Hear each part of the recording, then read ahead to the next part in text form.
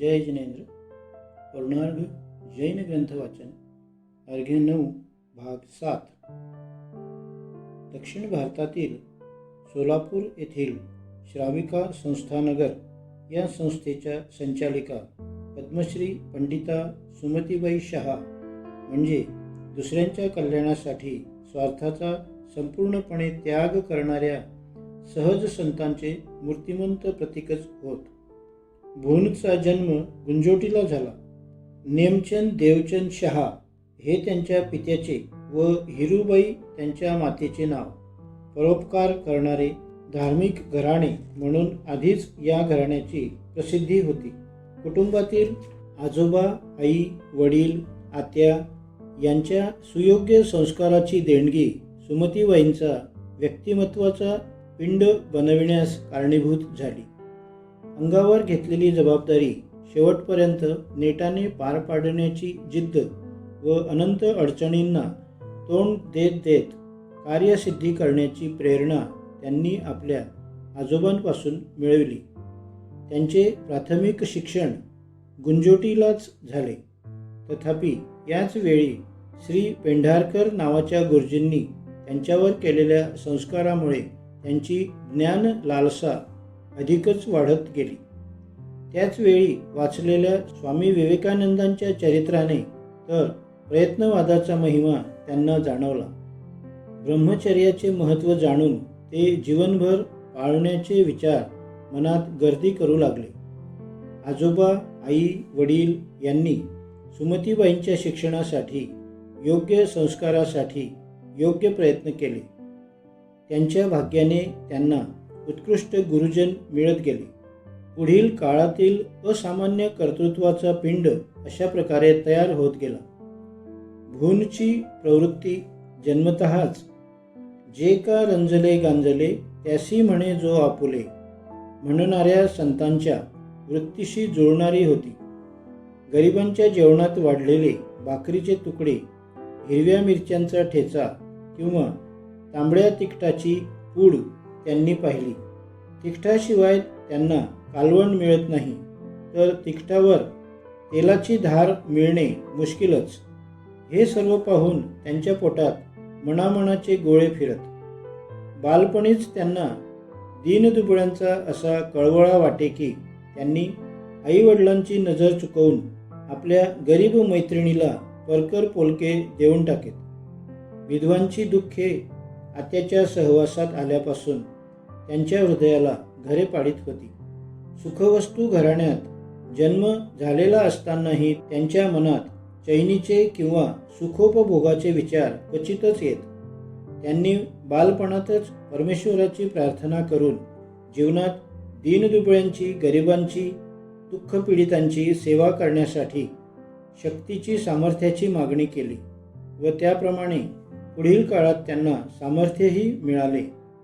शिक्षण चालू असतानाच गरिबाची दुःखे, गरीब व श्रीमंतामधील विषमता, विधवांची दुःखे इत्यादी अनंत विषयांवर त्या विचार करीत, उपाय शोधण्याचा प्रयत्न करीत त्यांनी मध्यंतरीच्या काळात काव्यतीर्थ डॉक्टर राधाकृष्णन, महर्षी कर्वे, पूज्य श्री शांतीसागर महाराज व समंत भद्रजी महाराज यांच्या आशीर्वादाने व मार्गदर्शनाने, वैचारिक देवाणघेवाणीने त्यांच्या मनात धूसर स्वरूपात असलेल्या ध्येयाला स्पष्ट स्वरूप येण्यास सुरुवात झाली.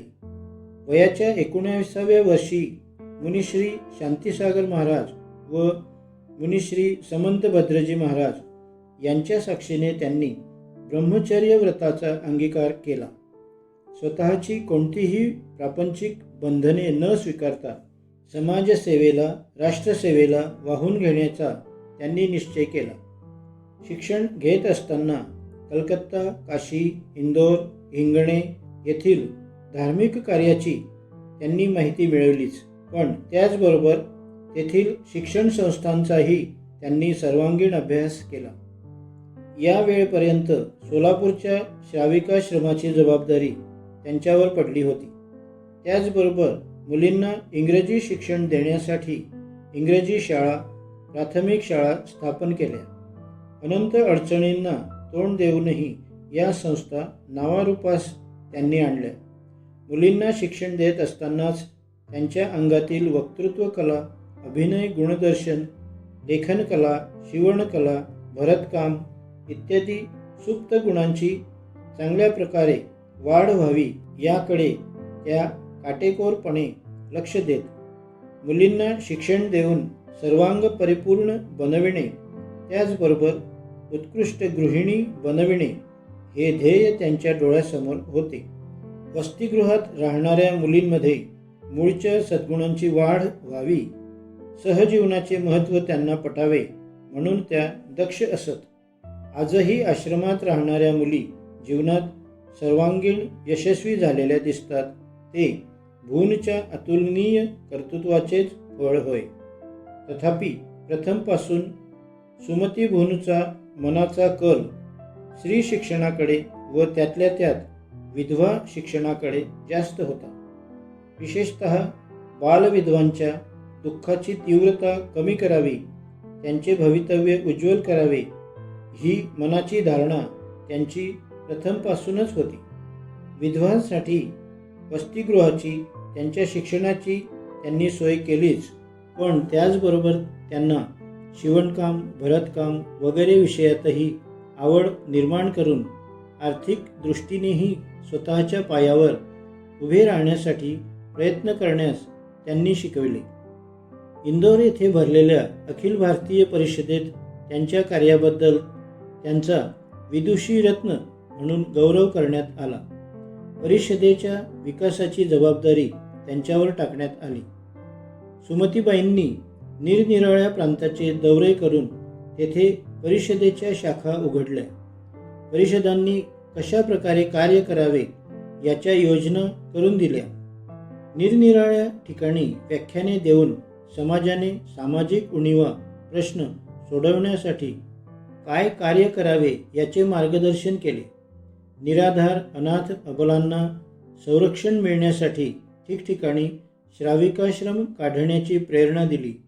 काही ठिकाणी श्राविकाश्रमाची स्थापनाही केली. शिक्षण घेत असताना धार्मिक ग्रंथांचाही त्यांनी मन लावून अभ्यास केला होता. आध्यात्मिक व तात्विक वाचनाची तर पहिल्यापासूनच आवड होती. त्यांचा पिंडच आध्यात्मिक होता. या अंतर्गत आध्यात्मिक शक्तीच्या जोरावरच त्यांनी ब्रह्मचर्यासारख्या कठोर व्रताचे पालन केले. तथापि स्वीकारलेल्या कार्यातील अनंत अडचणींना तोंड देत असताना त्यांना आपले हे आध्यात्मिक प्रेम काही वेळा बाजूलाही ठेवावे लागत असे. तथापि सवड मिळताच त्या मननात, आध्यात्मिक चिंतनात अजूनही रममाण होतात.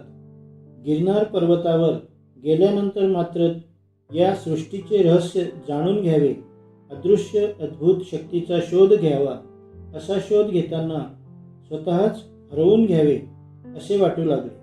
त्या महिना मौन पाळू लागल्या.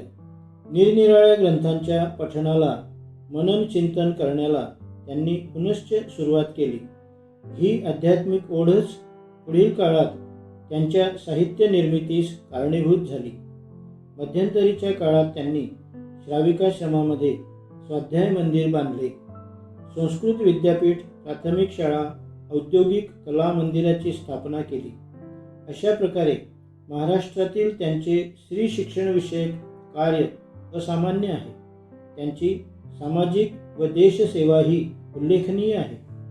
त्याचबरोबर साहित्य क्षेत्रातील त्यांचे ग्रंथलेखनही अनमोल असलेले दिसते.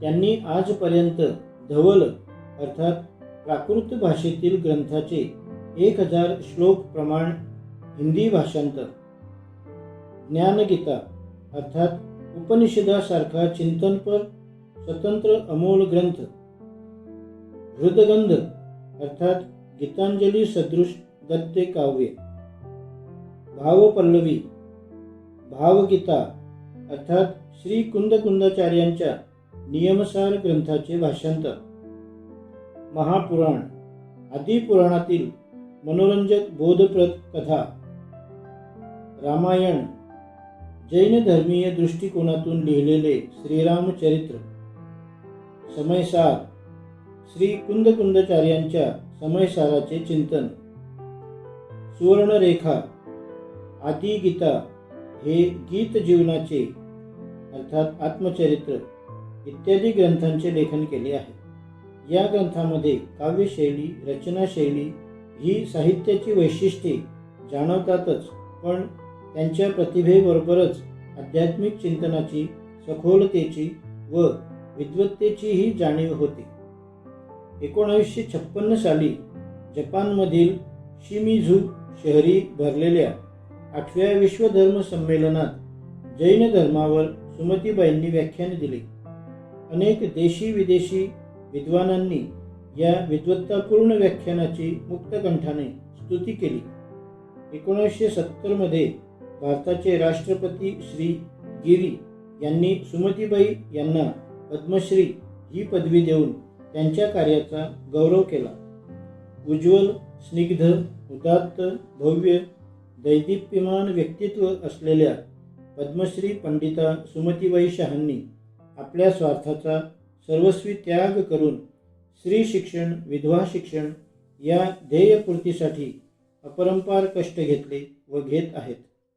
या कामी त्यांना अनेक दात्यांचे, सहकाऱ्यांचे सहकार्य लाभले असले तरी कार्याचे महत्त्व जाणणारे सहकारी निर्माण करणे, कार्यपूर्तीसाठी आवश्यक तो त्याग करणे व त्रास सहन करणे हे सुमतीबाईंचे कर्तृत्व अलौकिक, असामान्य, एकमेवाद्वितीय आहे. साहित्य निर्मितीच्या सहाय्याने, व्याख्यानाने स्वतः ठिकठिकाणी फिरून आपल्या समाजात नवविचाराचा प्रसार करण्याचे, धार्मिक तत्वाचे महत्त्व पटवून देण्याचे, राष्ट्रीय वृत्ती वाढविण्याचे कार्य त्यांनी केले. आज सोलापूर येथे दिसणारी श्राविका संस्था नगर ही भव्य दिव्य संस्था, त्या ठिकाणी चालणारे शैक्षणिक, सांस्कृतिक, धार्मिक कार्य पद्मश्री पंडिता सुमतीबाई शहा यांच्या अनमोल कष्टाचेच प्रतीक आहे. कोणत्याही देशाच्या, समाजाच्या प्रगतीसाठी, उत्क्रांतीसाठी किंवा मानवजातीच्या इतिहासातील सामाजिक परिवर्तनासाठी समाजात काही व्यक्ती विशिष्ट ध्येयाने वेडी होऊन तन्मयतेने कार्य करणारी आवश्यक असतात. त्याच्या अद्वितीय कर्तृत्वामुळेच समाजाची व देशाची प्रगती होत असते. भारताच्या इतिहासामध्ये तसेच जैन समाजाच्या इतिहासात स्त्री शिक्षणासाठी, विधवांचे प्रश्न सोडविण्यासाठी संपूर्ण स्वार्थ त्याग करून रात्रंदिवस अपरंपार कष्ट करणाऱ्या पद्मश्री पंडिता सुमतीबाई शहा यांना मानाचे, आदराचे स्थान निश्चितपणे आहे. भविष्यकाळातही त्या आपल्या ध्येयपूर्तीसाठी प्रयत्नशील राहतील. आपल्या प्रभावाने समाजसेवा करणारे नवीन घटक समाजात निर्माण करतील याबद्दल विश्वास वाटतो. त्यांच्या या अतुलनीय कार्याबद्दल राष्ट्र त्यांना भारतातील पहिल्या महिला भारतरत्न ही पदवी देऊन त्यांच्या कार्याची मुक्तकंठाने, मूर्त रूपाने गौरव करील याबद्दल संशय वाटत नाही. पद्मश्री पंडिता सुमतीबाई शहा यांच्या प्रभावामुळे तयार झालेल्या विद्युल्लताबाई शहा यांनीही आपल्या क्षेत्रात सुयश कमविले आहे. चार चौघीप्रमाणे आयुष्य न घालविता काहीतरी दिव्य करावे, स्वतःच्याच सुखात संपण्याऐवजी इतरांची, विशेषतः दीनदुबळ्यांच्या सुखासाठी शरीराचा कण न कण झिजवावा, निराधार मुलींच्या अडचणी दूर कराव्यात, त्यांच्या मदतीला धावून जावे, ही महत्वाकांक्षा विद्युल्लताबाईंची सुरुवातीपासूनच होती.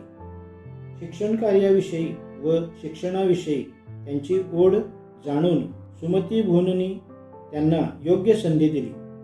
विद्युल्लताबाईंनी BA BT या परीक्षामध्ये सुयश संपादन केलेच, पण त्याचबरोबर धर्मशास्त्रे, संस्कृत व हिंदी भाषा इत्यादी विविध विषयांमध्येही त्यांनी पारंगतता प्राप्त केली. आज उमाबाई हायस्कूलच्या मुख्याध्यापिका म्हणून त्या कार्य करीत असून त्या हायस्कूलला सर्वार्थाने नावारूपास आणून समाजाच्या अत्यंत विश्वासास हे हायस्कूल पात्र बनविण्याचे श्रेय विद्युल्लताबाईंचेच आहे. याशिवाय संस्थेच्या देणग्या जमा करण्याचे अवघड काम, शालेय मासिकाच्या संपादनाची जबाबदारी इत्यादी कामेही त्या उत्साहाने पार पाडित आहेत. संस्थेलाच आपला संसार मानून संस्थेची सर्वांगीण प्रगती करण्यात कुमारी विद्युल्लताबाईंचे अविश्रांत श्रम, प्रामाणिक तळमळ व दुर्दम्य उत्साहच कारणीभूत आहे. उपर्युक्त महिलांशिवाय दक्षिण भारतात अनेक जैन महिलांचे कार्य असामान्य आहे. या जैन महिलांनी धर्म व ज्ञानगंगेचे प्रवाह वाढविण्याचे प्रयत्न करून समाज व राष्ट्राचे कल्याण केले आहे. भारताच्या सांस्कृतिक अभ्युदयाच्या कार्यात त्यांनी आपल्या स्वार्थाचा संपूर्णपणे त्याग करून समाजसेवा व राष्ट्रसेवेचे व्रत स्वीकारले आहे. सामान्यतः प्राचीन काळापासून ते आधुनिक काळापर्यंतच्या जैन महिला जीवनाचा आढावा घेतल्यास जैन महिलांनी राजकारण, समाजकारण, धर्मकारण, कला, साहित्य, विज्ञान इत्यादी जीवनाच्या प्रत्येक क्षेत्रात कार्य केलेले दिसते. हे कार्य करताना राष्ट्रसेवा, समाजसेवा याबरोबर स्त्री जीवनाच्या सर्वांगीण प्रगतीचे प्रयत्न त्यांनी केलेले दिसतात. आधुनिक काळातील सर्वांग परिपूर्ण स्त्री हे त्यांच्या प्रयत्नाचेच फळ होय असे म्हणता येईल.